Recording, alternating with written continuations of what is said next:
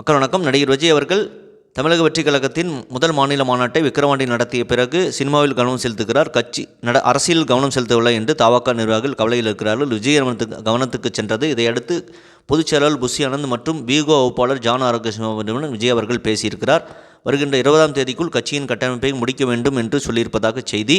அதன் பிறகு வருகின்ற ஜனவரி 26ஆம் தேதி பரந்தூர் விமான நிலையத்துக்காக போராடி கொண்டிருக்கும் மக்களை சந்தித்து அவர்களுக்கு ஆதரவு தெரிவிப்பதாக சொல்லியிருப்பதாக சொல்லப்படுகிறது. கண்டிப்பாக அரசியலில் ஈவரான் கொள்கையை விஜய் அவர்கள் எடுப்பதாக சொல்லுகிறார். மாற்று அரசியல் சொல்லிக்கொண்டு ஈவரான் கொள்கையை செயல்பட்டால் அவருக்கு வெற்றி கிடைக்காது. ஏனென்றால் ஈவராவின் பொய்யான பிம்பத்தை சீமான் அவர்கள் அரசியலில் இப்போது உடைக்க ஆரம்பித்து விட்டார். இதற்கு பாஜக மற்றும் அண்ணாமலை அவர்களின் ஆதரவும் இருக்கிறது.